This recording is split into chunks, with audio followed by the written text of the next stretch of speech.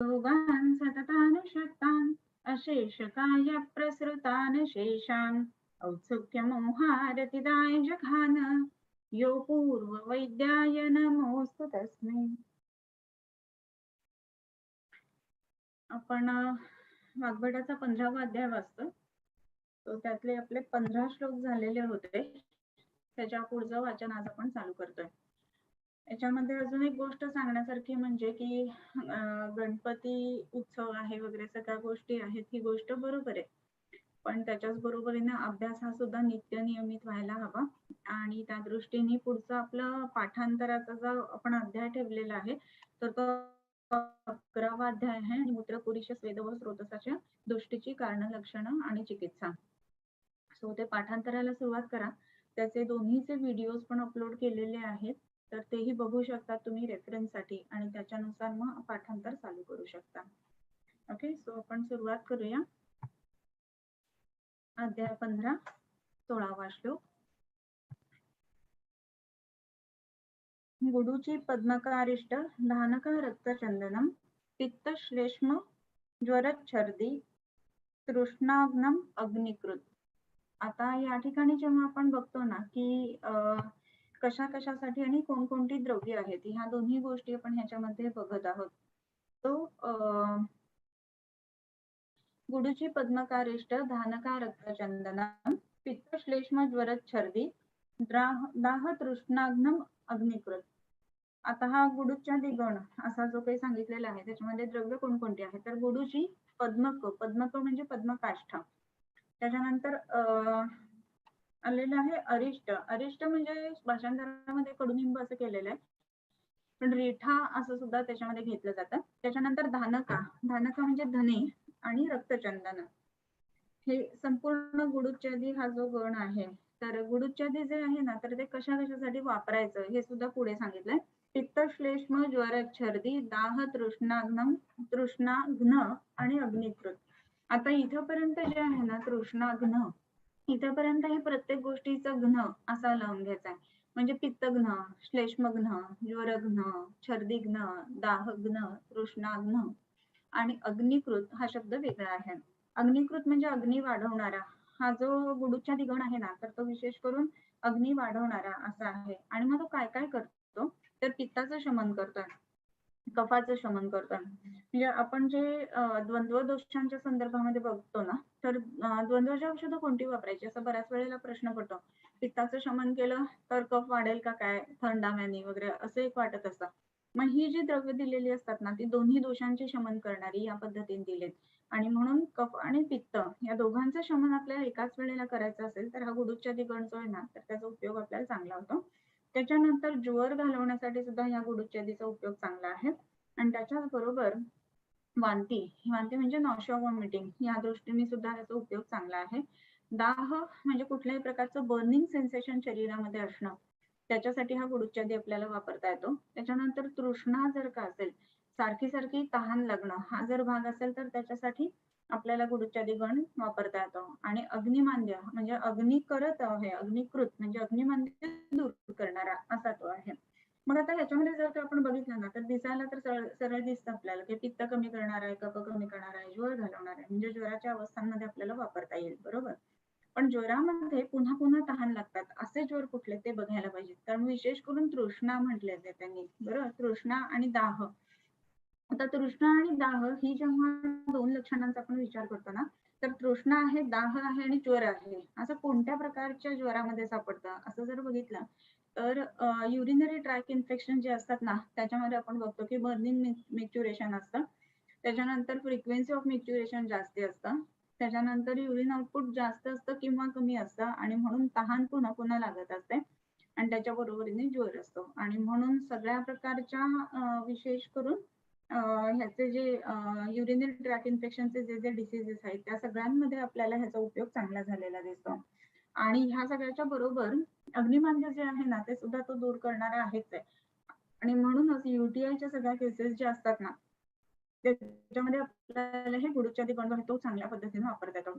आता त्या दृष्टीने जर द्रव्यांचा विचार केला ना तर इथे आपल्याला पद्मकाष्ठ जे आहे ते विशेष करून प्लेग कमी करणारं हे दिसतंय. त्याच्यानंतर गुडूची ज्वरघ्न आहे आणि गुडूची रसावरती पण जाणारी आहे.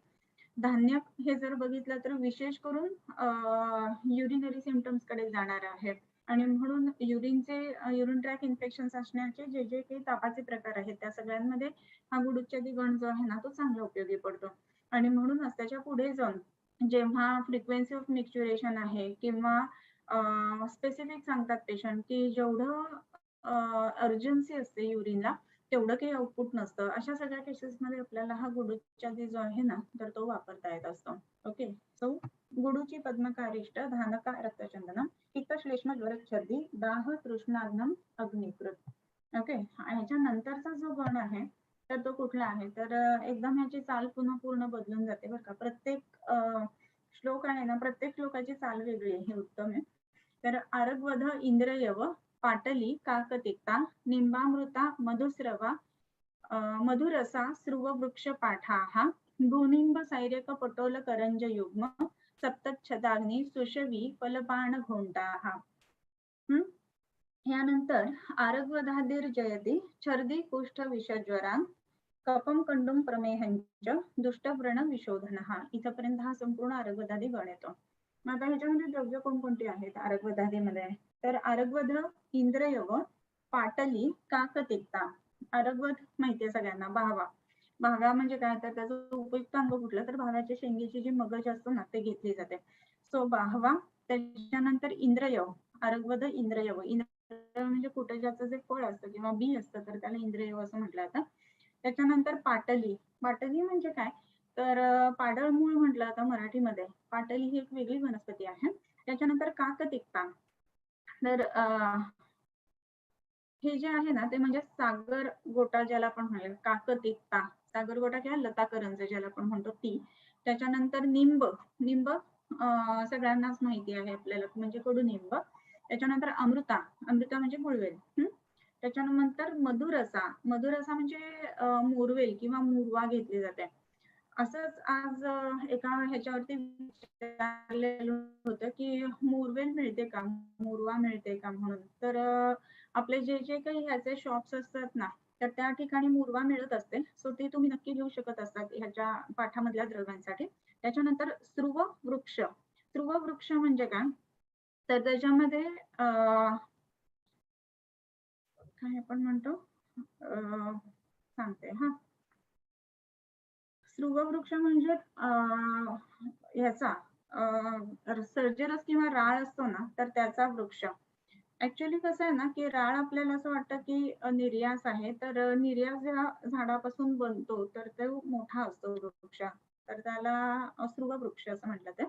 नंतर पाठा. पाठा म्हणजे पहाडमूळ किंवा आपण रेग्युलर बऱ्याच ठिकाणी वारीला वगैरे जातो त्यावेळेला आपण पाठा बऱ्याच बघत असतो. तो आरगवध इंद्रयव पाटली काकतिक्ता निंबामृता मधुरसा स्रुव वृक्ष पाठा. त्याच्यानंतर भूनिंब सैर्यक करंज पटोल करंज युग्मम. भूनिंब काड्याची राईत. काड्याची राईत जे असतं तर अतिशय कडू असतं प्रत्येकालाच. ह्याच्यामध्ये ज्वराच्या केसेसमध्ये आपण हे भूनिंब बऱ्यापैकी वापरलेलं आहे. तो भूनिंब. त्याच्यानंतर सैर्यक. सैर्यक म्हणजे सैरेयक किंवा सैर्यक असं म्हणलं तर म्हणजे कोरांटी बर का. तर ही कोरांटी वेगवेगळ्या रंगांमध्ये मिळत असते. पिवळी कोरांटी असते, जांभळी कोरांटी असते, पांढरी कोरांटी असते. म्हणजे पिवळी, जांभळी, पांढरी ही फुलांचे रंग आहेत बरं का. पानं सगळ्याची हिरवीच असतात पण फुलं ज्याच्यावर नेतात त्याच्यानुसार ती कोरांटी ठरली जाते. कोरांटी म्हणजे सहचर, ज्याला आपण सहचर तेल म्हणतो ना तर ते कशाचं असतं तर ह्या कोरांटीच्या पंचांगाचं तेल वापरलं जातं. सो ही कोरांटी या ठिकाणी येते. त्याच्यानंतर सैर्यक पटोल करंज युग्मम. पटोल म्हणजे आपण तिक्त पटोल जो वापरतो तो पटोल. आणि करंज युग्म म्हणजे काय करंज आणि घाणेरा करंज असं म्हणलं जातं किंवा पुती करंज ज्याला म्हणलं जातं. त्याचा वास विशिष्ट टिपिकल असतो, जरासा वेगळा येतो तर त्याला पुती करंज असं म्हणतात. सो करंज आणि पुती करंज. सप्तच्छदा. सप्तच्छदा म्हणजे सप्तपर्णा. तुम्ही आता जर बघितलं असेल ना तर आता सप्तपर्णीला फुलं बऱ्यापैकी आलेली असतात आणि सप्तपर्णीची फुलं बरीचशी अशी पडत असतात. तर त्या वेळेला हा जो सप्तपर्ण आहे तो विशेष करून सप्तपर्णाची जी झाडं असतात तर ती ज्वर कमी करणारी म्हणून असतात. तो सप्तपर्ण. आणि सप्तपर्णाचं जे खोड असतं ना, त्या खोडावरती नेहमी असे पांढरे डॉट डॉट असतात, त्याच्यामुळे सप्तपर्ण ओळखली जाते. त्याच्यानंतर अग्नी. अग्नी म्हणजे चित्रक. त्याच्यानंतर आहे सुशवी. सुशवी म्हणजे कारली बर का. त्याच्यानंतर फल. फल म्हणजे मदन फळ. बाण म्हणजे कोरांटा असं म्हटलं जातं, बाणाचं फूल असतं. आणि घोंटा. हा घोंटा म्हणजे घोंटाचा असा शब्द आहे, मला दुसरा माहिती नाहीये. सो सुशवी फल बाण घोंटा हा. फल म्हणजे मदन फळ, बाण आणि घोंटा हा. त्याच्यानंतर हा संपूर्ण आता आरगवदादी गण झाला. कोणकोणता तर आरगवध, इंद्रदेव, पाटली, काकती, निंबामृता, मधुरसा, ध्रुववृक्ष पाठा, भूनिंब सैरक, पटोल करंज युग्मम, सप्तच्छदानी, सुशवी, फलबाण घोंटा. आता याची फलश्रुती काय आहे, काय करतो हा गण. तर आरगवधादीर जयती. आरगवधादी गण हा जयती. काय काय जयती. छर्दी, कुष्ठ, विष, ज्वरान. आरगवधादीर जयती छर्दी, कुष्ठ, विष, ज्वरान. आता छर्दी घालवणार आहे, कुष्ठ घालवणार आहे, विष घालवणार आहे आणि ज्वर घालवणार आहे. आताच आपण ह्याच्या उल्लेखामध्ये बघितलेलं होतं की भूनिंब जे ते विशेष करून ज्वरघ्न आहे, पटोल विशेष करून ज्वरघ्न आहे, त्याच्यानंतर सप्तपर्णा विशेष करून ज्वरघ्न आहे. तर अशी सगळी द्रव्य याच्यामध्ये येत असल्यामुळे तो विशेष करून ज्वरघ्न असा गण आहे. आणि तो काय काय कमी करतोय तर कुष्ठ आणि विष आणि छर्दी या पण गोष्टी तो कमी करतोय. त्याच्यानंतर अजून काय कमी करतो तर कफम कंडूम प्रमेहांच्या. कफ कमी करणार.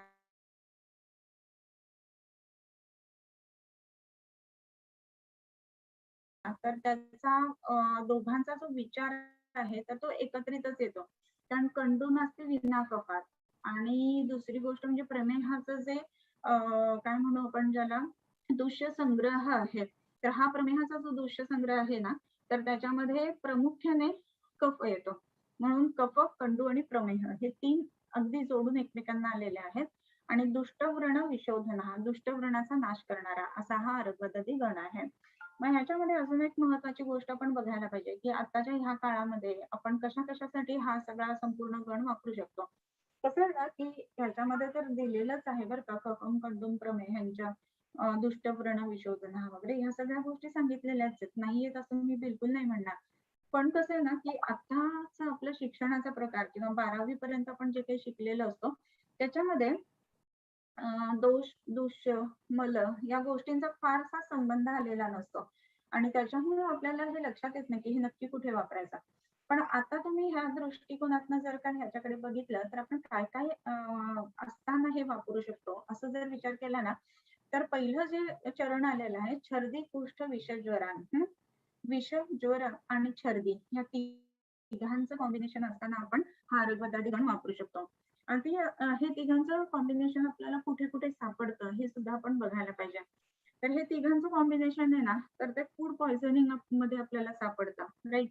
सो फूड पॉइझनिंग मध्ये कसं तर त्याच्यामध्ये छर्दी असते, फूड पॉइझनिंग मध्ये हो असते, ज्वर असतो हो असतो, आणि विषचा संबंध आहे तर आहे याचा, कारण की विकृत गोष्टी खाल्लेल्या असल्यामुळं किंवा ज्याला आपण विषाक्तता असणारं अन्न खाल्लेलं असताना जे म्हणतो तर त्या पद्धतीने खाल्ल्या, म्हणजे फूड पॉइझनिंगच्या सगळ्या केसेस मध्ये आपल्याला आरगवदादी गण वापरता येईल. मग आता त्याचा उपयोग कसा होईल हे सुद्धा आपण जस्ट बघूया. ज्वरघ्न काही द्रव्य आहेत हे बघितले आपण. निंब, त्याच्यानंतर पटोल किंवा इंद्रयव हे जे आहे ते पाचन करण्याच्या दृष्टीने म्हणून खूपच महत्वाचे आहेत, म्हणून ते पाचन म्हणून आपल्याला उपयोगी पडणारच आहेत.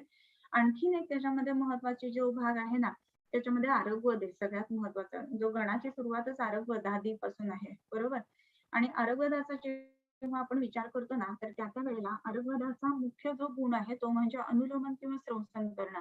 तर अनुलोमन श्वसन या ज्या गोष्टी हा आरगवद करतोय ना, तर त्याच्यामुळं काय घडणार आहे तर ह्या अनुलोमनामुळं, ह्या श्वसनामुळं विशेष करून काय होणार आहे तर शरीरातले जे विकृत पित्त आहे तर ते बाहेर निघून जाणार आहे, बरोबर. आणि विकृत पित्त बाहेर निघून जात असल्यामुळे त्याच्या ठिकाणी काय होणार आहे तर पित्त विकृती निघून गेली किंवा शरीरातल्या मलांचं रेचन झालं तर त्या रेचनामुळे काय महत्वाचा भाग होणार आहे की विषाक्तता कमी होणार आहे, राईट. सो त्या दृष्टीने आपण ह्याचा विचार करायला पाहिजे की आपण हे कशामध्ये वापरू शकतो. तर महत्वाचा भाग जो आहे तो म्हणजे फूड पॉइझनिंग मध्ये हे आपण वापरू शकतो. आणखीन कशामध्ये वापरू शकतो तर कफ, कंडू आणि प्रमेह असं म्हटलेलं आहे. मग कफ, कंडू आणि प्रमेह असं म्हणत असताना आपल्याला अजून एक गोष्ट बघायला पाहिजे. कफ, कंडू आणि प्रमेह हे कशामध्ये येतात? तर वेगवेगळ्या प्रकारचे जे फंगल इन्फेक्शन प्रमेहामुळे बसतात त्यामध्ये आपल्याला हा अर्बुदादी गण वापरता येतो. त्याच्यानंतर जे जे व्रण न भरून येणारे किंवा न भरून येणाऱ्या जखमा असतात त्यामध्ये आपल्याला हा अर्बुदादी गण वापरता येतो. त्याच्याच बरोबरीनं नॉन हिलिंग वुंड्स ज्याला आपण म्हणतो त्याच्यामध्ये आपल्याला हा अर्बुदादी गण वापरता येईल.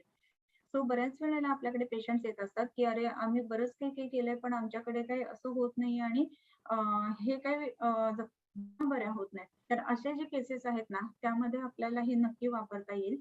सो त्या दृष्टीने पण ह्या नॉन हिलिंग वुंड्सच्या दृष्टीने ह्याचा पण विचार करायला पाहिजे. आणि पुढे आलेलंच आहे की दुष्ट व्रण विशोधन हा दुष्ट व्रणाचा नाश करणारा आहे तो. म्हणजेच काय की जे नॉन हिलिंग वुंड्स आहेत जे भरत नाहीयेत तर त्याचा नाश करण्यासाठी म्हणून ह्याचा उपयोग आपण आरगवदादी गणाचा करून घ्यायला पाहिजे. सो आरगवदादी गण जर का प्रामुख्याने बघितला ना तर त्याच्यामध्ये महत्वाचा भाग जो आहे तो म्हणजे एक तर दुष्ट व्रण आणि दुसरा जो आहे तो विषाक्तता.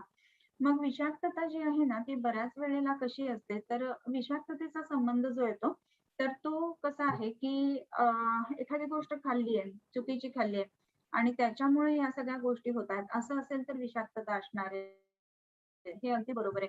आणखीन त्याच्या बरोबरीने विषाक्तता कधी असते तर आपण अनेक काळ एखादं औषध घेत असू तरी त्याच्यामध्ये विषाक्तता शरीरामध्ये येण्याची शक्यता असते. याचं कारण दूषी विषाचा समावेश त्याच्यामध्ये होत असतो.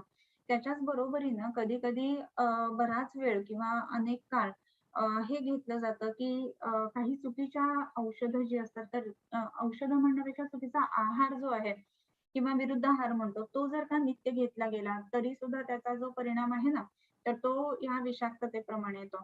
तो विरुद्ध आहाराची चिकित्सा म्हणून किंवा अनेक काळ एखादं औषध चालू असेल तर त्याची चिकित्सा म्हणून अशा पद्धतीने सुद्धा हा आपल्याला अर्बुदादी गण वापरता येईल. सो अर्बुदादी गणाच्या संदर्भामध्ये कफ, कंडू आणि प्रमेह हा एक दुसरा मुद्दा आणि व्रण हे आपण बघितला. तर कफ, कंडू, प्रमेह आणि व्रण ह्या बाबतीत जेव्हा जेव्हा आपण विचार करतो ना तर जे जे नॉन हिलिंग वुंड्स किंवा ज्याच्यामध्ये ट्युबरक्युलरची शक्यता आहे असे वुंड्स त्याच्यामध्ये सुद्धा आपल्याला हे नक्की वापरता येतं. प्रमेहाचा दूष्य संग्रह खूप मोठा आहे जसं कुष्ठाचा दूष्य संग्रह मोठा आहे आणि म्हणून कुष्ठाच्या वेगवेगळ्या चिकित्सांमध्ये सुद्धा आपल्याला हा अर्बुदादी गण वापरता येतो. आणखीन एक अर्बुदादी गणाच्या संदर्भात मला महत्वाचं असं सांगावं असं वाटतं की ज्या ज्या वेळेला आपण अर्बुदादी गणाचा विचार करतोय तर त्या वेळेला जिथे काय आपण म्हणू की एका पिढीतनं दुसऱ्या पिढीमध्ये इनहेरिटेड जे जे डिसीजेस आहेत त्यामध्ये सुद्धा हा अर्बुदादी गण आपल्याला वापरता येतो. विशेष करून आपण वमन विरेचन पूर्वक ज्या ज्या पेशंट्सना कन्सीव्ह करायला सांगत असतो त्याच्यामध्ये विरेचनार्थ ह्या गोष्टी वापराव्यात. याचं कारण बघितलं की आपण ह्याने विषाक्तता चांगल्या पद्धतीने कमी होते आणि विकृत पित्त निघून जातं आणि विकृत पित्त जर निघून जात असेल ना तर त्या दृष्टीने हा अर्बुदादी गण जो आहे ना ते नेक्स्ट जनरेशन मध्ये किंवा नेक्स्ट प्रोजेनीमध्ये हा दोष राहू नये त्या दृष्टीने महत्वाचा राहील. आता इथे महत्वाचं आलंय की प्रमेह घ्न आणि प्रमेहाचा उल्लेख जो आलेला आहे ना तर तो बीज दोषात असा आलेला आहे बरोबर आणि म्हणून बीज दोष काढण्यासाठी म्हणून सुद्धा हा अर्बुदादी गण आपण वापरू शकतो. ज्याला जेनेटिक काय म्हणू आपण वेगवेगळे प्रॉब्लेम्स ज्या ज्या वेळेला असतात किंवा आपण मल्टिपल अबॉर्शन्स होत असतात अशा केसेस मध्ये ज्या वेळेला जेनेटिक स्टडी वगैरे करून घेतो अशा वेळेला आपण विरेचन देऊन हे वमनपूर्वक विरेचन द्यायचं आणि विरेचन देऊन त्याच्यानंतर कन्सीव्ह करायला सांगायचं म्हणजे शोधनपूर्वक असं जे म्हटलं ते करत असताना हा अर्बुदादी गण आपण जरूर त्या ठिकाणी वापरू शकत असतो. सो अर्बुद इंद्रिय व पाटली काकतिक्ता निंबामृता मधुरसा स्रुववृक्ष पाठाः भूनिंब सैर्यक पटोल करंज युग्म सप्तच्छतांनी सुषवी फलबाण घोंटाः आरग्वधादिर्जयति छर्दी कुष्ठ विषज्वरान कफम कंडुम प्रमेहंच दुष्टव्रण विशोधनः. त्याच्यानंतरचा जो गण येतो तो असनादी गण आहे. हा असन तिनिश भूर्ज श्वेतवाह प्रकीर्या खदिर कदर भंडी शिंशपा मेष शृंग्यः त्रिहिम तल पलाशा जोंगक शाकशालौ क्रमुक धवक लिंग छाग कर्णाश्व कर्णाः. आता हे जे आहे ना सगळं बरेच ठिकाणी इथे पर्यायी शब्द वापरलेले असतात. वृत्तामध्ये उत्तम पद्धतीने बसावं किंवा अनेक पद्धतीचे शब्द आपल्याला माहिती व्हावे ह्या दृष्टीने तर त्यामुळं आपल्याला हे सगळं पाठ करणं हे खूप महत्वाचा भाग राहतं. त्याच्यानंतरचा श्लोक जो आहे त्याच्यामध्ये असनादिर विजयते श्वित्र कुष्ठ कफकृमीन पांडुरोगम प्रमेहंच मेदो दोष निबर्हणः. आता हे कशा कशासाठी वापरलंय ते दिले. पहिल्यांदा आपण द्रव्य बघूयात काय काय. त्याच्यामधली असन, असन तुम्ही बघितलेलं असेल ना, तर असाना मराठीमध्ये आपण ज्याला म्हणतो किंवा असन म्हणतो, तर बीजक असं सुद्धा त्याला म्हटलं जातं. या बीजकाचे ग्लास मध्यंतरीच्या काळामध्ये मिळायचे आणि त्याच्यामध्ये पाणी ठेवायचं आणि पाणी ठेवल्यानंतर काय होतं तर ते लालसर होतं. विजयसार असं त्याला म्हटलं जातं, ते वेगळे आणि असन हा वेगळा. तर दोन्ही वृक्ष एकमेकांच्या समान वाटतात म्हणून ते बीजकाचा इथं उल्लेख केला गेला. त्याच्यानंतर असन म्हणजे काय आहे, तर असन हा एक वृक्ष असतो. जसं अर्जुन असतो ना तशा पद्धतीचा असन असतो आणि त्याचे जे काटे असतात पूर्ण खोडावरती त्याला काटे असतात. तुम्ही शाल्मली जर बघितलं असेल, शाल्मलीचा बुंदा खूप मोठा असतो आणि त्याला छोटे छोटे काटे असतात, म्हणजे आकाराने मोठे पण त्याच्यामध्ये प्रोट्रूड जे असतात ना ते तसे छोटे असतात. पण ह्याचे खिळे टोचावेत ना असे लांब लांब खिळे एवढे मोठे मोठे काटे असतात असनाला. सो असन. त्याच्यानंतर तिनिश, तिनिश म्हणजे तिवस असं म्हटलं जातं त्याला. तर असन याच्यानंतर तिनिश. भूर्ज, भूर्जपत्र तुम्हाला सगळ्यांना कदाचित माहित असेल. तर भूर्जपत्र म्हणजे काय, तर त्याचे जे साल असते ना तर त्याच्यावरती असं स्वतःहूनच लाइनिंग असतं. बऱ्याच वेळेला आपण पोस्ट वगैरे जे टाकतो इन्स्टा फेसबुक वगैरे, तर त्याच्यावरती ते भूर्जपत्रासारखं आपण हे घेत असतो आणि पूर्वी ऍक्च्युली त्या भूर्जपत्रावर लिहायचे शाईने म्हणून ते भूर्जपत्र वापरलं जातं. तर ते भूर्ज या ठिकाणी आलेले. भूर्जपत्राची झाडं अजूनही अवेलेबल आहेत बरं का. असं ना तिनिश भूर्ज. श्वेतवाह, श्वेतवाह म्हणजे काय, तर अर्जुन बरं का. याचं कारण धावडा बोलतात, तुम्हाला माहित असेल अर्जुन. तर धावडा का, तर तो आतनं पांढरट रंगाचा असतो ना म्हणून लालसर आणि पांढरट हे दोन त्याचे धव आणि अर्जुन हे दोन प्रकार येतात. सो त्यातला जो पांढरट आहे तो तो म्हणजे अर्जुन. श्वेतवाह. म्हणजे करंजाचा जो दुसरा प्रकार आपण बघितला पुती करंज, त्याला प्रतिरिया म्हणतात. त्याच्यानंतर खदीर, खदीर म्हणजे खैराचं झाड. खदिरांगार असा एक शब्द वापरला जातो, सगळ्यांना माहिती असेल.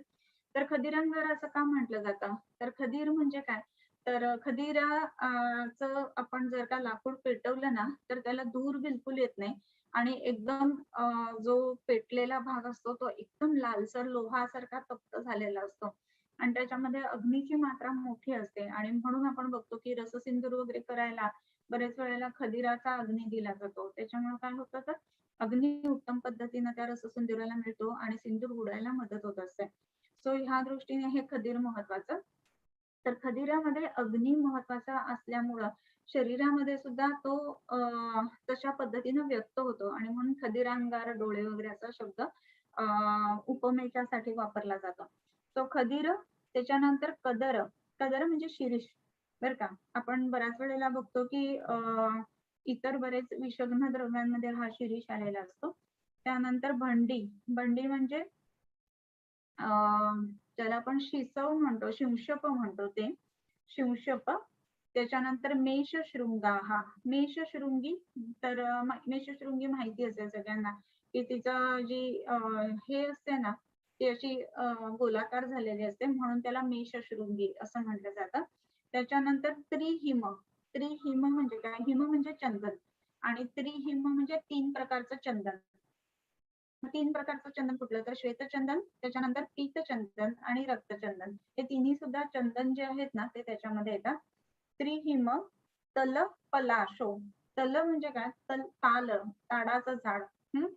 त्याच्यानंतर पळस म्हणजे पलाश. पळस तुम्ही सगळ्यांनी बघितलेलं असेल. पळसाची जी झाडं असतात ना त्याची फुलं अतिशय सुंदर येतात, पान सुद्धा एकदम रोमश आणि छान असतं आणि साधारणपणे वसंत ऋतू आगमन जेव्हा होतं ना त्यावेळेला त्याचा अगदी सडा पडतो आणि खूप सुंदर दिसतं पळसाचं झाड. तो त्रिहिम तल पलाश. जोंगक, जोंगक म्हणजे अगरू. अगरू हे एकच लाकूड असं आहे की जे पाण्यामध्ये टाकल्यानंतर बुडतं, तरंगत नाही. तर त्याच्यावर त्याची काय म्हणतो आपण शहानिशा केली जाते. जोंगक. शाक, शालव. शाक म्हणजे साग. सागाला आता जर तुम्ही बघितलं तर मोहर लागून फळं लागलेली आहेत सगळीकडे. तो मधुकम शाक बीज हे पहिल्या महिन्याच्या काढामध्ये जे सांगितलेलं आहे. बरेच जण सागाचं बी टाकत नाहीत कारण बाहेर विकत मिळत नाही. पण थोडस जर तुम्ही आउटस्कटला गेले ना तर तुम्हाला हे सागाचं झाडं भरपूर दिसतील आणि त्याला आता फळं लागलेली मोहरामध्ये सुद्धा भरपूर दिसतील, जे घोसामध्ये. तर ते काढून आणावेत ह्या दरम्यान आणि फळं खूप चांगली टिकतात. कधीही ती खराब होत नाहीत बरं का, कारण एकदम कडक असतात. तुम्ही जर बघितले असेल तर फोडून जर का घाला चूर्ण करून म्हटलं तर ते काही आपल्याला फोडायला जमत नाही आणि म्हणून पेशंटला आपण उगाळून द्या असं सांगत असतो पहिल्या महिन्याच्या काढ्यामध्ये. शाक शालव, शाल म्हणजे राळ, राळेचा वृक्ष. त्याच्यानंतर क्रमुक, क्रमुक म्हणजे सुपारी. धव, धव म्हणजे धावडा. मगाशी जे आपण अर्जुन आणि धावडा म्हटलं ना त्याच्यामध्ये धव. कलिंग, कलिंग म्हणजे इंद्रिय. कलिंग का हा पटौलस्य पत्रम पटुपुरोहिणी आठवलं असेल तर. त्याच्यानंतर क्रमुक, धव, लिंग. छाग कर्णाश्व कर्ण, हा छाग कर्ण आणि अश्वकर्ण. छाग म्हणजे अज म्हणून अजकर्ण आणि अश्वकर्ण ही हा संपूर्ण जो आहे तर तो हा आसनादी गण झाला. आसन तिनिश भुर्ज श्वेतवाह प्रक्रिया खदिर कदर भंडी शिंशपा मेष शृंग्यः त्रिहिमतल पलाशो जोंगक शाकशालो प्रमुख धवक लिंग छाग कर्णाश्व कर्णा. आता हा पूर्ण आसनादी गण आहे ना तर तो काय करतो किंवा त्याचं काम काय आहे, तर त्याच्यामध्ये आता आपण श्लोक जरा बघूया त्याचा काय काय आहे आसनादी गणाचा. त्याच्यामध्ये असनादीर विजयते, असनादी गणाने विजय मिळवला जातो कशावरती, तर श्वित्र कुष्ठ कफ कृमीन. श्वित्र असताना, कुष्ठ असताना, कफ असताना आणि कृमी असताना. त्यानंतर पांडुरोगम प्रमेहंच मेदो दोष निबर्हण. निबर्हण म्हणजे घालवणारा, बर्ह बर्ह असा शब्द वापरला जातो. मेदो दोष निबर्हण हा म्हणजे नाश करणारा किंवा घालवून टाकणारा. मग आता हा असनादी गण काय करतो, श्वित्र घालवतोय, कुष्ठ घालवतोय, कफ घालवतोय आणि कृमी घालवतोय. एक अख्खा सेंटेन्स मध्ये किंवा एक अख्खा गठ्ठा असताना सांगितलं श्वित्र कुष्ठ कफ कृमी. आता जर त्याची आपण संप्राप्ती बघितल्या ना तर श्वित्राची जी संप्राप्ती असते ती कृमींमुळे उत्पन्न होते. हे आपण नेहमी बघतो की प्रत्येक पेशंट ज्या ज्या वेळेला श्वित्राचा येतो तर पहिली कृमींना चिकित्सा त्याच्यामध्ये द्यायलाच हवी हे आपल्याला माहिती असतं. सो आपण कृमींना औषधं ह्याच्यासाठी वापरायचे. तसंच आसनादी जो आहे तो कृमिघ्न सुद्धा आहे. त्याच्यामुळे आसनादी गण श्वित्रामध्ये आणि कृमीमध्ये दोन्ही ठिकाणी उपयोगी पडणार आहे. आणि जिथे जिथे श्वैत्य वाढलेलं असतं म्हणजे श्वेतता वाढते तर त्या ठिकाणी काय होतंय तर कफ वाढल्यामुळे श्वैत्य वाढतं. तुम्ही आपल्या वृद्धिक क्षयाच्या लक्षणांमध्ये जर बघितलं असेल तर श्वैत्य शैत्य श्लथांगत्वम श्वासकासा ते नितरता असं कफवृद्धीची लक्षणं बघितलेली. तो विकृत पद्धतीनं कफ जर का वाढायला लागला ना तर तिथे शरीरामध्ये श्वेतता यायला लागते, पांढरेपणा यायला लागतो आणि त्यालाच आपण श्वित्र असं म्हणणार. बरोबर. सो श्वित्रामध्ये, कफामध्ये आणि कृमीमध्ये हा जो सगळ्याचा काम करण्याची पद्धत एकच झाली की नाही ह्या गणाची. आणि म्हणून श्वित्र, कुष्ठ, कफ आणि कृमी ह्याच्यामध्ये तो उपयोगी पडतो. याला आजकालच्या भाषेमध्ये आपण विटिलिगो म्हणतो किंवा स्किनचे आजार म्हणतो. तर कुष्ठामध्ये दोन प्रकार नेहमीच येतात, कुष्ठ आणि श्वित्र. सो कुष्ठामध्ये सुद्धा त्याचा उपयोग आहे आणि श्वित्रामध्ये सुद्धा उपयोग आहे, विशेष करून कृमींमध्ये आहे. म्हणून ह्या गणाचा संपूर्ण गामित्व जर बघितला ना तर आपल्याला श्वित्राकडे आहे हे दिसतं. त्यानंतर पुन्हा पांडुरोगम प्रमेहंच मेदो दोष निबर्हण. हा पांडुरोग घालवणार आहे आणि प्रमेह घालवणार आहे. प्रमेह घालवणार आहे असं जेव्हा आपण म्हणतो ना त्यावेळेला पुन्हा त्याचा मोठा दोष संग्रह घेऊन प्रमेह येतो. बरोबर. पांडुरोग म्हणत असताना रसाच्या संदर्भामध्ये विशेष करून आपण ते जाणून घेतो. रस आणि कफ हे एकमेकांच्या आश्रयाने राहतात. म्हणजे प्रामुख्याने आसनादी गण आहे ना त्याचं गामित्व जे आहे ते रसाकडे, कफाकडे, क्लेदाकडे असं आहे हे दिसतं आणि ते कमी करण्याकडे त्याचं काम आहे. आणि म्हणूनच रसाचा गादी म्हणून पांडू जेव्हा येतो ना तर त्याही वेळेला आसनादी गण आपल्याला तिथे वापरता येत असतं. आता प्रमेह आहे आणि पांढरेपणा आहे असं ज्या ज्या वेळेला होतं ना तर तिथे सुद्धा आपल्याला हे वापरतात. तर प्रमेह म्हणत असताना मेदोदोष ही गोष्ट त्याच्या बरोबरीने येते. बरोबर. किंवा मेदोवृद्धीची चिकित्सा जी आहे ती प्रमेहाप्रमाणे करावी असंही म्हटलेलं आहे. सो विकृती जी आहे ना ती प्रामुख्याने रसाची, मेदाची दोन्हीच्या बाबतीमध्ये बघितलं. दोष बघितलं तर कफ ह्याकडे ह्याचा गामित्व आहे आणि त्यातनं तो कृमी नाही. असा हा सगळा आसनादी गण आहे. आता आसनादी गणातली जर आपण औषध बघितले तर खदीर, त्याच्यानंतर त्रिहिम, चंदन आहेत 3 प्रकारचे. जे चंदन आपण म्हणतो ना तर चंदनाचं इथे डिरेक्टली काय पित्तशमन म्हणून आपण चंदन विशेष करून वापरत असतो. पण चंदन जे आहे ते मूत्रल म्हणून पण काम करतं. ह्याचाच अर्थ असा की शरीरातला मेद किंवा विकृत क्लेद जो आहे ना तो घालवण्यासाठी म्हणून ते त्रिहिम त्याचा उपयोग होत विशेष करून असणार आहे. आणि बाकीचे जर औषध आपण बघितले क्रमुक म्हणजे सुपारी, खदीर म्हणजे निबिडत्व आणणारी किंवा विसविशीतपणा कमी करणारी अशी सगळी ही द्रव्य आहेत. आणि म्हणून असनादी गणाचा उपयोग जो आहे तो विशेष करून पांडुरोग म्हणजे रसावरती, मेदावरती आणि कुष्ठ किंवा श्वेत्र आणि प्रमेह हे तिघांचा एक ग्रुप झाला हे तुम्हाला लक्षात आलं असेल. सो या पद्धतीनं वेगवेगळे जे त्वचेचे पेशंट्स असतात तर त्यांच्यामध्ये आपण हा असनादी गण खूप चांगल्या पद्धतीने आपल्याला वापरता येईल. त्याच्यानंतरचा जो गण आहे तो वरुणादी गण. वरुण सैर्यक युग्म शतावृहती द्विकरंज जयाद्वयम बहल पल्लव दर्भ रुजाकराः वरुणादि कफम मेदो मंदाग्नित्वम नियच्छति आड्यवातम शिरशूलम गुल्मम चांतस्थ वित्रद्यम. आता वरुणातली कुठली वरुणादी गणातली द्रव्य आले तर वरुण पहिलं सगळ्यात महत्वाचं. वरुण जर का तुम्ही बघितलं असेल ना तर 3 पानं असतात त्याला वरुणाला. जसं पळसाची पानं 3 अशी असतात तशीच वरुणाची पण पानं 3 असतात. मधलं पान असतं ना ते असं थोडंसं तिरकं असतं नेहमी बरं का, त्यावरनं वरुण ओळखला जातो. त्याच्यानंतर वरुण सैर्यक. सैर्यक म्हणजे पुन्हा कोरांटी किंवा आपण ज्याला सहचर म्हणतो ती. त्याच्यानंतर सैर्यक युग्म असं म्हणतात म्हणजे 2 प्रकारची कोरांटी इथे वापरायची. मग कुठली तर विशेष करून लाल कोरांटी आणि पिवळी कोरांटी ही विशेष करून तिथे घेतली जाते. वरुण सैर्यक युग्म शतावरी. शतावरी तुम्हाला सगळ्यांना माहिती आहे की शतावरी, गोपसुद्धा, त्रिपादी असं त्याची वेगवेगळी नावं आहेत. त्याच्यानंतर दहन. दहन म्हणजे चित्रक. चित्रक साक्षात अग्नीप्रमाणे काम करतो आणि म्हणून अग्नी किंवा चित्रक किंवा वन्ही किंवा दहन असे सगळे शब्द पर्यायी जे आहेत ना ते चित्रकला वापरले जातात. त्याच्यानंतर मोरट. मोरट म्हणजे मोरवा किंवा मोरवेल जी अवेलेबल असते. त्याच्यानंतर बिल्व म्हणजे बेल. बेलाचं झाड सुद्धा प्रत्येकाने शक्यतो आपापल्या घरामध्ये लावावं बरं का. जी वनस्पती लावल्यानंतर शरीरामध्ये श्री किंवा काय म्हणतो ऐश्वर येतं ना तर त्याच्यापैकी एक बिल्वाचं आहे झाड. तर असंही म्हटलं जातं की बेलफळाच्या झाडाखाली किंवा बेलाच्या झाडाखाली उभं राहून श्री सुक्त म्हटलं तर आरोग्याची प्राप्ती होते. आता वेगवेगळे हे जे काही स्तोत्र म्हणणं किंवा हा तर तोही आपल्याकडे विचार म्हणून सांगितलेला आहेच आहे. परंतु विशेष करून बिल्वाचा उपयोग असा असल्यामुळं बेलाचं झाड आपल्या म्हणजे परिसरात अंगणात असायला हवं त्या दृष्टीने थोडस बेल आपण लावू शकत असतो. त्याच्यानंतर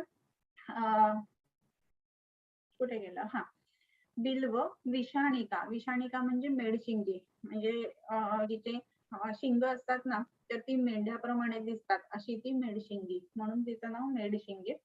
त्याच्यानंतर आहे द्विबृहती. द्विबृहती असं म्हणत असताना त्याच्यामध्ये रिंगणी आणि बृहती हे दोन्ही येतात. रिंगणी आणि बृहतीमध्ये फुलं त्याचं एकच आहे. सोलॅनेसी फॅमिली आहे त्याची आणि त्याच्यामध्ये त्याचा जो प्रकार असतो ना फुलांचा पण आणि पानांचा पण दोन्हीमध्ये त्याच्या पानांच्या लॅमिनावरती काटे असतात त्यावर ती ओळखली जाते. कंटकारी किंवा रिंगणी असं म्हटलं. कंटक खूप असतात त्याच्यावर म्हणून त्याला रिंगणी म्हणजे कंटकारी असं म्हटलं जातं.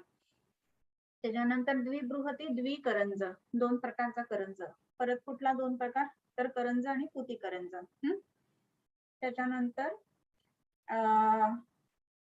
द्विबृहती द्विकरंज जयाद्वय असं म्हटलेलं आहे. जया म्हणजे काय तर ज्याला आपण अपामार्ग किंवा आघाडा म्हणतो तसं भाषांतरामध्ये त्यांनी घेतलेलं आहे. 2 प्रकारच्या जातीचा आघाडा. त्याच्यानंतर बहल पल्लव. बहल पल्लव म्हणजे काय की ज्याला खूप पानं आहेत असं झाड शेवगा बरं का त्याला बहल पल्लव असा पर्याय म्हणून वापरला जातो. तुम्ही जर बघितलं असाल ना तर शेवग्याची पानं छोटी छोटी छोटी छोटी भरपूर असतात आणि त्याचं जर का तुम्ही एखादी अशी झावळी आणली तर खूप सारं आपल्याला वारा घालता येईल किंवा जे असं काय बोलतात ते हे असतात ना वारा घालण्याचे असतात ना तशा पद्धतीने ते बनतं आणि म्हणून ते त्याला बहल पल्लव असं म्हटलंय शेवग्याला. त्याच्यानंतर दर्भ. दर्भ म्हणजे दर्भच की जे वेगवेगळे आपण पूजेच्या वेळेला वगैरे वापरत असतो ते. आणि दर्भ रुजाकरा. हा रुजाकर असं म्हटलेलं आहे त्याचं भाषांतरामध्ये इथे रुई घेतलेली आहे. त्याच्यानंतर वरुणादी कफम मेदो मंदाग्नित्वम नियच्छति आड्यमातम शिरशूलम गुल्मम चांतस्थ विग्रध्यम. आता हा वरुणादी गण काय करतो, तर आता हा वरुणादी काढा बरेच जणांनी बरेच पेशंट्स मध्ये वापरलेला असतो. कशासाठी, तर सगळ्यात महत्वाचा भाग जो आहे तो किडनी स्टोन साठी किंवा युरिनरी स्टोन साठी अतिशय चांगला उपयोग त्याचा होतो. वरुण जो आहे ना, तर तो फोडणं किंवा भेदन करणं या दृष्टीने उपयोग होत असतो. हा काय करतोय वरुण, तर कफम मेदो मंदाग्नित्वम नियच्छति, कफाचं शमन करतोय, मेदाचं शमन करतोय आणि मंदाग्नीचा नाश करतोय. अग्नी उत्तम झाला ना की प्रत्येक वेळेला आपण बघतो की आरोग्याची प्राप्ती होते आणि व्याधी जे आहेत ते कमी होऊन जातात. आता या ठिकाणी अजून एक महत्वाचा भाग असा आहे की कफ कमी करतोय आणि मेद कमी करतोय. मग आता ह्याचा आणि डायरेक्टली युरिनच्या स्टोनचा काय संबंध, तर आता आपण जे स्रोतस पाठ केलेले आहेत बरोबर, तर मेदो वाहनम स्रोतसाम वृक्कमूलम असं म्हटलेलं आहे ना, तर त्याचा संबंध इथे तो परत की मेदावरती काम केलं ना की वृक्कावरती त्याचं काम होतं. आपल्याला म्हणूनच जी गर्भ शारीर ज्याला आपण म्हणतो किंवा आयुर्वेदिक पद्धतीने अनाटॉमी ना ती माहिती असायला पाहिजे. आज तुमचा होमवर्क आतापर्यंत काहीच सांगितलेलं नाहीये, ऑलमोस्ट पाऊण तास झालेला आहे. एकच छोटासा होमवर्क आहे, हे आधीही सांगितलं असेल कदाचित की जे जे गर्भशारीर आहे ना ते काढायचं, तर त्यातलं वृक्काचं गर्भशारीर काढायचं. म्हणजे किडनी फेल्युअरच्या पेशंटची उत्तरं त्याच्यामध्ये तुम्हाला मिळायला लागतील की कशी शोधायची. तर वृक्काचं गर्भशारीर काय काय आहे हे बघायचं. मग ते बघितल्यानंतर त्याचे जे जे घटक आहेत त्याच्यावरती जर औषधं दिली गेली ना तर वृक्काचं टिश्यू हेल्थ सुधारतं आणि मग रिनल फेल्युअरचे जे पेशंट्स असतात ना त्यांच्यामध्ये चांगला परिणाम होतो असं दिसतं. आता या ठिकाणी आपण बघतो ना तर वरुणादी गण बघत असताना तो काय करतोय, तर कफ कमी करतोय, मेद कमी करतोय. म्हणजे कफाचा म्हणजे क्लेदाचा संबंध आहे, मेदाचा म्हणजे पुन्हा क्लेदाचा संबंध आहे आणि क्लेद वाहनम हे मूत्राचं काम आहे बरोबर, आणि हे मूत्राचं काम चांगल्या पद्धतीने ट्युशनला गेलाय. हो 6:30 येणार तो. वृक्काचं काम चांगल्या पद्धतीनं व्हावं ह्या दृष्टीने महत्वाचा जो भाग येतो ना तो आहे तो म्हणजे वरुणादी गण. आणि म्हणून वरुणादी कफम मेदो मंदाग्नित्वम नियच्छति, मंदाग्नीचा नाश होतो ह्याच्याने. अग्नी चांगला असेल तर शरीर चांगलं राहणार आहे, म्हणून वरुणादी गण परत महत्वाचा. याच्यामध्ये आणखीन एक महत्वाचा भाग दिलाय तो म्हणजे अधोवातम. अधोवात जो आहे ना तर तो कमी करण्यासाठी म्हणून म्हणजे त्याचं प्राकृत करण्यासाठी म्हणून अधोवाताचं महत्व आहे. आता अधोवातस्य रोधेनं काय काय होतं, तर गुल्म उदावर्त रुक्लमाहा वात मूत्र शब्द संघ. आता ह्याच्यातला जो शब्द आहे मूत्र संघ बरोबर, म्हणजे काय, तर युरिन जे आहे ते योग्य पद्धतीने बाहेर न पडणं. आणि ते का होतं, तर आपण बघतो की ज्या वेळेला गविनांमध्ये हा स्टोन विशेष करून अडकलेला असतो त्यावेळेला तिथे हायड्रोयुरेटर किंवा काय म्हणतो आपण त्याला हायड्रोनेफ्रॉसिस ह्या गोष्टी दिसायला लागतात. मग हे हायड्रोनेफ्रॉसिस कमी करणं, हा मूत्रसंघ कमी करणं हे कधी घडेल, तर अधोवाताची प्रक्रिया प्राकृत चालू असेल तर, अधोवाताची गती प्राकृत असेल तर, त्याचं अनुलोमन व्यवस्थित असेल तर. आणि म्हणून अधोवाताचा रोधाची लक्षणांमध्ये आपण वातमूत्र संघ हे बघतो. म्हणजे मूत्रसंघ हे लक्षण दूर करण्यासाठी म्हणून वरुणादीचा उपयोग होतो आणि म्हणून वरुणादी जे आहे ना ते आपण जनरली युरिनरी ट्रॅकच्या अश्मरींमध्ये वापरत असतो, राईट. सो अधोवातम. त्यानंतर शिरशूलम. शिरशूल कमी करण्यासाठी सुद्धा आसनदी वापरता येईल ज्या ज्या वेळेला अधोवाताच्या रोधामुळं ही लक्षणं शिरशूल वगैरे येतात त्यावेळी विशेषतः. त्याच्यानंतर गुल्मम च अंत सविद्रधिम असं म्हटलं, अंतगुल्म आणि विद्रधिम. आता इथे पुन्हा अंतगुल्म आणि विद्रधी असं म्हणत असताना अधोवाताच्या रोधाची लक्षणं जी आहेत ती काय आहेत, तर अधोवाताच्या रोधेनं गुल्म परत तिथे आलाय आणि इथे पण गुल्म आलाय. म्हणजे कधीच जर का आपण अगदी लक्ष देऊन जर का वाचन केलं ना तर लक्षात येतं आपल्याला की जे आधी सांगतात की ज्या पद्धतीनं सांगतात तर तसंच इथे सुद्धा येत आहे बरं का. आणि म्हणून गुल्म या ठिकाणी सुद्धा महत्वाचा आहे. ओके, आवाज कमी आहे असं एक नोट आले, एक मिनिट मी चेक करते.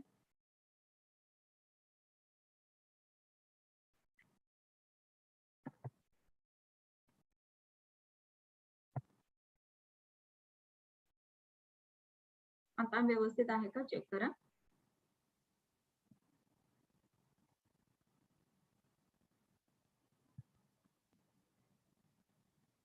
हॅलो, येतोय आवाज व्यवस्थित, क्लिअर आहे? चॅट बॉक्स मध्ये लिहा.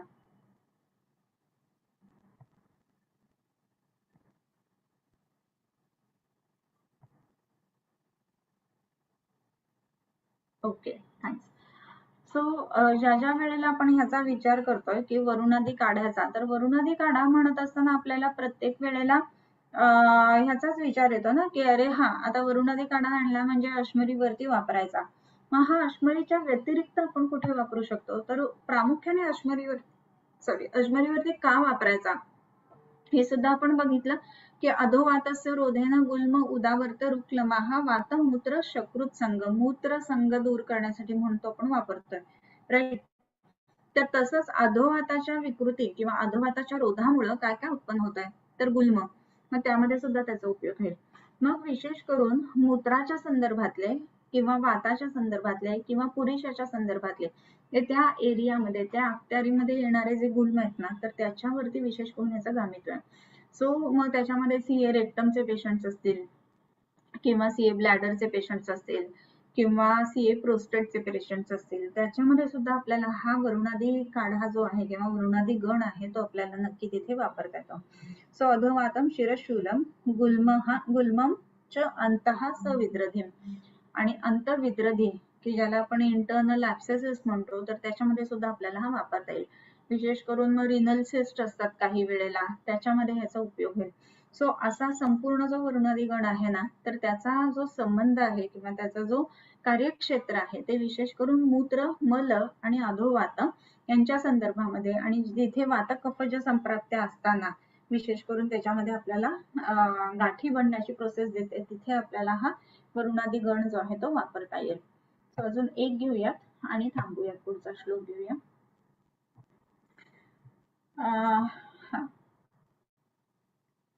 वरुण सैर्यक युग्म शतावरी दहन मोरट बिल्व विषाणिकाः द्विबृहति द्विकरंज जयाद्वयं बहल पल्लव दर्भरुजाकराः वरुणादि कफं मेदो मंदाग्नित्वं नियच्छति आढ्यवातं शिरशूलं गुल्म चान्तस्य वित्रतिम्. आता इथे आढ्यवात असं आलेलं आहे आणि एक पाठभेद अधोवात असे आलेलं आहे. आता अधोवाताच्या संदर्भाने आपण ह्याचा विचार पूर्ण केला, आणि आढ्यवात म्हणजे काय, तर आढ्यवात म्हणजे ज्याला आपण खुडवात म्हणतो किंवा वातरक्त म्हणतो, त्या पद्धतीनं त्या आढ्यवाताचा संबंध येतो. म्हणजे रक्त आणि वात विकृती असताना आपल्याला वरुणादी गण इथे वापरता येतो. म्हणजे जे जे वातरक्ताचे पेशंट्स असतात ना, त्यांच्यामध्ये सुद्धा आपल्याला वरुणादी गण आहे तो वापरता येईल. याच्यानंतरचा जो उषकादी गण आहे, उषकस्तुत्थकम हिंगू कासिसद्वय सैंधवम स शिलाजेतु कृच्छ्राश्म गुल्म मेद कफापहम. आता हा छोटासा गण आहे उषकादी. उषक म्हणजे काय, तर आपण उष्ण हा रस बघितलेला होता. उष्ण रस म्हणजे काय, तर लवण रस, बरोबर.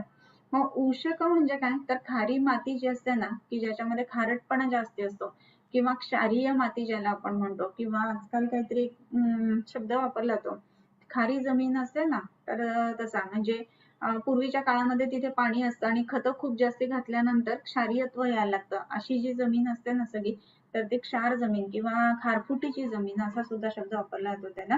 सो ही खारी माती म्हणजे उषक. त्यानंतर तुथ्थक म्हणजे मोरचूद. त्याच्यानंतर हिंग हा एक निर्यास आहे.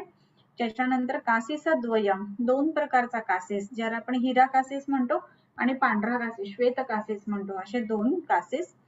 आणि सेंधव आणि शिलाजतो, शिलाजित, ह्याच्या सगळ्यांना मिळून काय म्हणतात, तर उषकादी गण असं म्हणतात. मग हा उषकादी गण काय आहे, तर एकतर ह्याचं काय म्हणतो कॉम्बिनेशन जर बघितलं तर सगळे क्षारीय तत्वावरची ही वनस्पती किंवा मिनरल्स आहेत. हे काय करतायत, तर शिलाजतु कृच्छ्राश्म गुल्म मेद कफापहम. गुल्म कमी करणार आहे, मेद कमी करणार आहे, कफ कमी करणार आहे, हे हा उषकादी गण. आणि त्याच्याच बरोबरीने कृच्छ्र आणि अश्म असे दोन शब्द तिथे वापरले. कृच्छ्र आणि अश्म याचा अर्थ असा की कृच्छ्र म्हणजे मूत्र कृच्छ्र, म्हणजे युरिनरी ट्रॅक इन्फेक्शन घेऊ आपण, किंवा वातज पित्तज कफज मूत्र कृच्छ्र ज्याला म्हटलेलं आहे पुढच्या निदानाच्या अध्यायांमध्ये, म्हणजे युरिनेशनला त्रास होणं या अर्थाने आलाय. मग तिथे थेंब थेंब होणं वगैरे ह्या बाकीच्या सगळ्या गोष्टी, किंवा तिथे पेनफुल असणं, बर्निंग इन्च्युरेशन असणं, ह्यामध्ये हा उषकादी गण आपल्याला वापरता येतो. आणि महत्वाचा भाग म्हणजे अश्म असं सुद्धा म्हटलंय. अश्म म्हणजे अश्मरी, किंवा ज्याला आपण किडनी स्टोन म्हणू किंवा युरिनरी स्टोन म्हणू, यामध्ये हा वापरता येत असतो. सो विशेष करून लवण वर्ग ह्या पद्धतीचे आपल्याला ह्याच्यातली द्रव्य दिसतात. उशक, तुथ्थक, हिंगू हे सगळं करत असताना ह्याच्यामध्ये हिंग जो आहे ना, तर तो उत्तम पद्धतीने वातानुलोमन करणार आहे आणि म्हणूनच वाताची गती प्राकृत करून युरिनरी इन्फेक्शन्स कमी करणं या दृष्टीने या हिंगाचं महत्व खूप आहे. आणि काय करतं हे तर गुल्म, मेद आणि कफ हे कमी करणार आहे. म्हणजे विकृत मेदामुळं, विकृत कफामुळं ज्या जे काही व्याधी होणार आहेत ते सुद्धा ह्या उषकादी गणाने बरे होणार आहेत. सो ह्या दृष्टीने या उषकादीचा विचार करायला पाहिजे. कुठलेही क्षार किंवा कुठलेही लवणं जी आहेत ना तर ती लेखन करणारी आहेत आणि म्हणूनच त्या लेखनाचा संबंध या गुल्माशी पण येतो परत. आणि म्हणून उशकस्तुत्थकम हिंगू कासिसद्वय सैंधवम शिलाजतु पृच्छ्राश्म गुल्म मेदक कफापहम. तो इथपर्यंत झाला. पुढचा श्लोक वाचूया फक्त आणि थांबूया.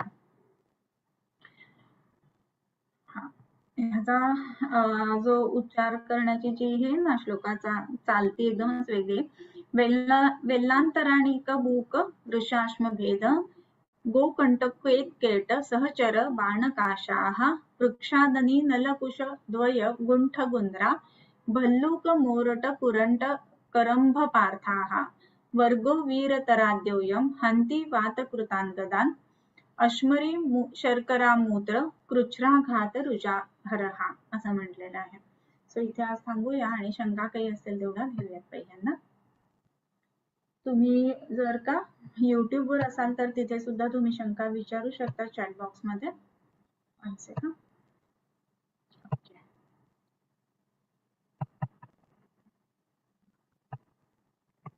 एक क्वेश्चन असा विचारलेला आहे. 17 वर्षाचा पेशंट आहे, type 1 diabetes. Can we give medicines to reduce insulin doses?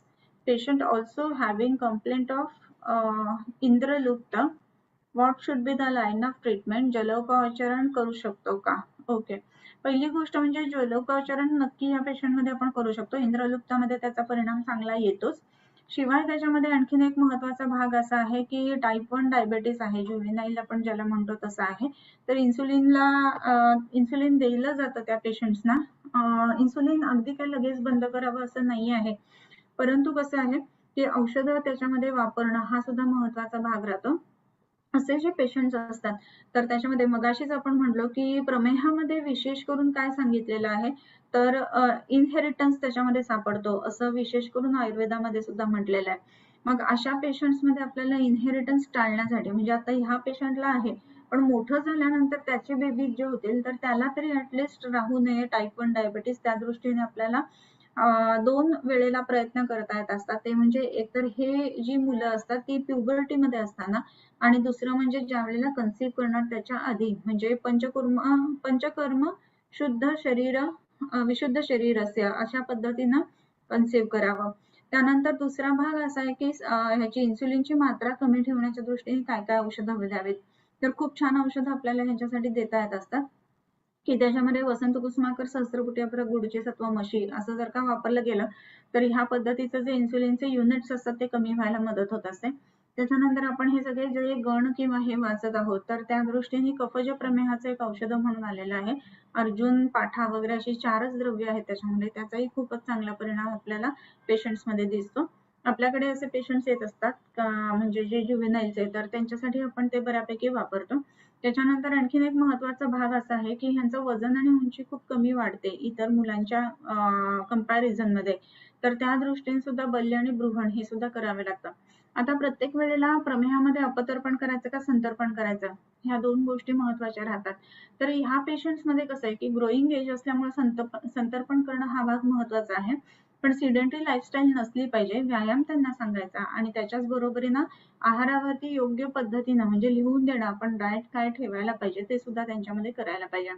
याच्यामध्ये अजून एक महत्वाचा भाग असा राहतो की त्याला इंद्रलुप्त आहे आणि मग त्याच्यामध्ये काय काय करायचं तर त्याची जी औषध आहेत त्याच्यामध्ये विशेष करून रक्तपाचक मौक्तिक कामदुधा, त्याच्यानंतर तिथे जलौका लावणं इंद्रयुक्ताच्या जागी किंवा ज्याला आपण जयपाल बीज म्हणतो तर ते उगाळून लिंबाच्या रसात त्याचे डॉट डॉट लावणं ह्या गोष्टी आपण तिथे करू शकत असतो. त्याच्याच बरोबरीने एखादं विरेचन आज्ञामधनं द्यायला पाहिजे या पेशंट मध्ये म्हणजे मग ते इंद्रलुप्त जे आहे ते चांगल्या पद्धतीने कमी येईल. ओके, आरगवदादी सिद्ध तेल शतकोन भगंदरामध्ये अच्छे कार्य कर सकता है. अगदी खरंय. कारण आता आपण बघितलं वाचलं सगळं की कुठे कुठे आहे तर प्रमेहामध्ये आहे, क्लेदामध्ये आहे, मग आर्गवदादी गण दुष्टव्रणामध्ये आहे. तर शतकोन भगंदरामध्ये जर का त्याचं ऍप्लिकेशन करता आलं तर त्याचा परिणाम नक्कीच चांगला येतो. सारीवादी गण पाठीच्या मणक्यात इंजेक्शन दिल्याने उत्पन्न विकृतीत वापरता येईल का? ओके. आता कसं आहे ना की पाठीच्या मणक्यात इंजेक्शन दिल्यानंतर लगेच विकृती होतातच प्रत्येकामध्ये असं नाहीये. परंतु पिअर्स करत असताना कुठल्या लेवल पर्यंत केलं गेलं आहे आणि ते दिल्यानंतर मग काही गोष्टी झालेल्या आहेत का किंवा त्याचे कॉन्सिक्वेन्सेस म्हणून किंवा त्याच्या नर्वला जर धक्का लागलेली आहे का असं बघितल्यानंतर त्याचा विचार करायला पाहिजे. तिथे सारीवादी आपल्याला वापरता येईलच, नाही असं नाही, कारण रक्तावरती जाणार ती गोष्ट आहे. पण तो विशेष करून असे जे बाहेर धक्का झाल्यामुळं किंवा बाहेरच्या कारणांमुळे ज्या ज्या गोष्टी होतात ना तिथे आपल्याला वेगवेगळ्या इतर ह्याचे कल्प सुद्धा वापरता येत असतात. सुवर्णकल्प त्याच्यामध्ये वातकुलांत जो आहे त्याचा अशा केसेसमध्ये चांगला वापर झालेला मी बघितलेला आहे, तर तो तिथे आपल्याला नक्की वापरता येईल. ओके.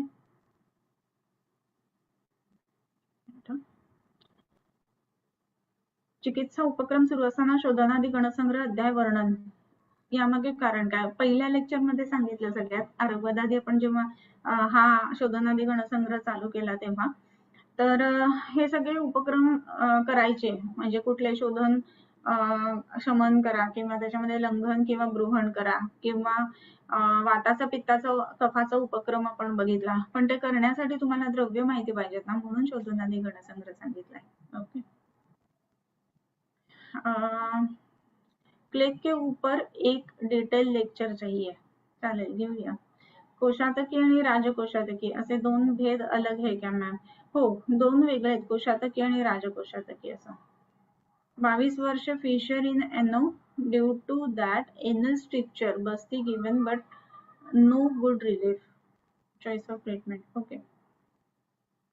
22 वर्षाचा आहे. जेंट्स का लेडीज पेशंट ते बघायला पाहिजे. आणि एनल स्ट्रिक्चर हा भाग जो आहे ना तो फार ऍक्च्युअली क्वचित सापडतो. जेवढं युरेथ्रल स्ट्रिक्चर पटकन बसतं ना जेंट्स पेशंट मध्ये विशेष करून, तर तसं एवढं एनल स्ट्रिक्चर दिसत नाही खरं म्हणजे. पण ह्या पेशंट मध्ये फिशर झालंय आणि त्याच्यानंतर फिशरला ट्रीटमेंट करत असताना त्याचं स्ट्रिक्चर होणं ही गोष्ट होऊ शकते. मग अशा वेळेला काय वापरायला पाहिजे? तर तिथे जो जो टिश्यू पुन्हा येतो ना तर म्युकोझल टिश्यू येण्याच्या ऐवजी त्या ठिकाणी कधी कधी कसं व्हायला लागतं, त्या म्युकोझाच्या ऐवजी तिथे फायब्रस टिश्यू यायला लागतं आणि मग स्ट्रिक्चर यायला लागतं. मग अशा वेळेला ज्याला आपण मात्रा बस्ती म्हणतो किंवा गुदपुरण म्हणतो तशी काही औषधं तिथे वापरायला पाहिजेत. म्हणजे अत्याधिक तेलाचा तिथे 20 ml वगैरे बस्ती दिला की जो एनल रिजन मध्येच राहील आणि पेशंटला लगेच उठायला नाही सांगायचं, झोपून ठेवायचं. असं जर केलं तर ते स्ट्रिक्चर्स कमी यायला मदत होत असते. आणि त्याच्या बरोबरीनच मांसाचा खरपाक कमी व्हावा या दृष्टीने अग्नी जो आहे किंवा धात्वग्नी विकृती दूर करणं हा एक भाग त्याच्यामध्ये करावा लागत असतो. आणि अशा केसेसमध्ये आपल्याला मग सारीवादी गण जो आहे त्याचाही उपयोग होत असतो. शिवाय त्याच्या बरोबरीनं याएव पुरुष धराकला सायव अस्थि धराकला असं म्हटलेलं आहे आणि म्हणून अस्थिमज्जा पाचकाचाही उपयोग होतो. जर का फायब्रस टिश्यू जर आपण बघितलं तर टफ असतं आणि त्याच्यामध्ये ब्लड सप्लाय सुद्धा तेवढा नसतो आणि त्याचं फंक्शन सुद्धा होत नसतं.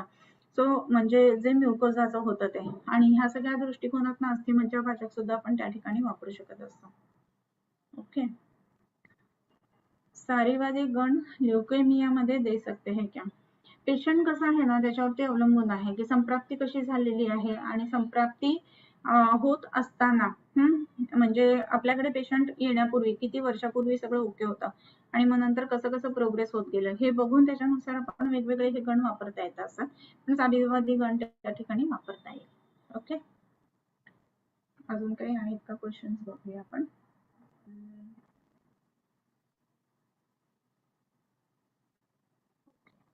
ठीक आहे, थांबूयात आज आपण. आणि अजून एक महत्वाची गोष्ट म्हणजे ह्या शुक्रवारी गणपती बसतायत तर त्यानिमित्त वाग्भट वाचन आपल्याला सुट्टी असेल आणि तसंच आरोग्य चर्चा जी सॅटर्डेला असते त्या दिवशी सुद्धा 1.5 दिवसाच्या विसर्जनाची सगळी गडबड असणार आहे म्हणून त्याही दिवशी सुट्टी आहे. सो आजच्या नंतर डायरेक्ट लेक्चर आपलं पुढच्या सोमवारी होईल. ओके. किंबहुना तुमचे केले धर्म कीर्तन हे सिद्धी गेले तेथ माझे जिवरले पायिकपण आता विश्वात्मके देवे येणे वाग्यज्ञे तोषावे तोषोनी मज द्यावे पसाय दान हे जे खळांची व्यंकटी सांडो तया सत्कर्मी रती वाढो भूता परस्परे पडो मैत्र जीवांचे दुरितांचे तिमिर जावो विश्वस्वधर्म सूर्ये पाहो जो जे वांशील तो ते लाहो प्राणिजात वर्षत सकळ मंगळी ईश्वर निष्ठांची मांदियाळी अनवरत भूमंडळी भेटतू भूता चला कल्पतरूंचे आरव चेतना चिंतामणींचे गाव बोलते जे अर्णव पीयूषांचे चंद्रमे जे अलांछन मार्तंड जे तापहीन ते सर्वाही सदा सज्जन सोय रे होतो किंबहुना सर्व सुखी पूर्ण होणे हि लोकी भजिजो आदि पुरुषी अखंडित आणि ग्रंथ उपजविये विशेषी लोकी ये दृष्टा दृष्ट विजय होवावेजी येथ म्हणे श्री विश्वेश्वरावो हा होईल दान पसावो येणेवरे ज्ञान देवो सुखिया झाला येणेवरे ज्ञान देवो सुखिया झाला येणेवरे ज्ञान देवो सुखिया झाला